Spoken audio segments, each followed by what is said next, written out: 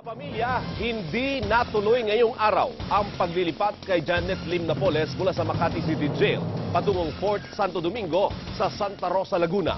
At live mula sa Makati City Jail, nagpapatrol, Jack Batalyones. Jack, yan ba sigurado na hindi talaga gagawin mamayang hating gabi? Hindi kaya bukas?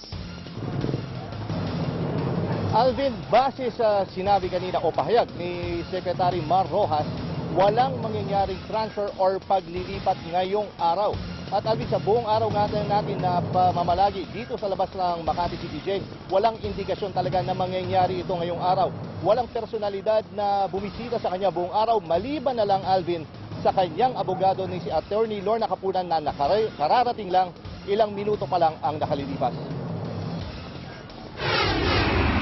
Bago mag-alas 7 ng umaga kanina, dumating ang ilang tauhan ng Special Action Force ng PNP dito sa Makati City Jail. Ang buong akala ng mga taga-media. Sinyalis ito na ililipat na si Napoles sa Fort Santo Domingo. Pero makalipas ang ilang oras, hindi pa rin ito nangyari. Hindi rin namataan na bumisita ang abogado ni Napoles na si Attorney Lorna Capunan. Alauna ng hapon, inanunsyo na DILG Secretary na hindi natuloy ang paglipat kay Napoles. Pero kung natuloy, ang mga galit na miyembro ng VACC na sumugod dito, nagbantang haharangin ng paglipat kay Napoles. Masyadong overacting ang security reasons eh. Marami namang bamatay, dyan ang media. Babantay ng media, dyan po ang ibang mga grupo. Ngit-ngit na ngit-ngit din ang grupo sa anilay labis na VIP treatment kay Napoles. First time in the history na presidente ng Pilipinas, sumurrender sa Malacanang, red carpet sa Malacanang, ini-escort pa sa Krame. Bakit ganito, Mr. President?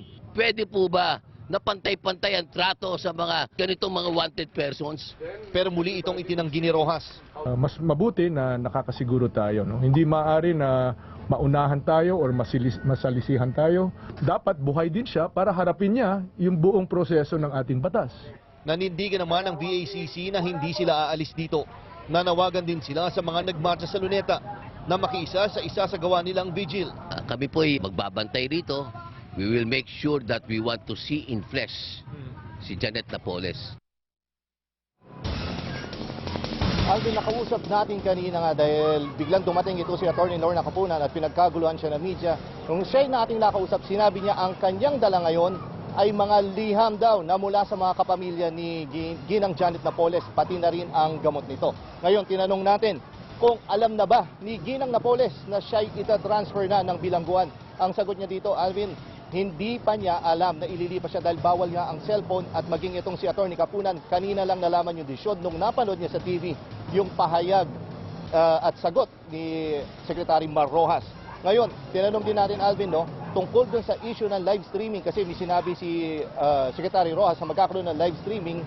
Kinoconsider nila ito para ma-monitor daw sa internet ng publiko ang kalagay ni Ginang Napoles sa loob ng kanyang detention, sa kanyang detention cell.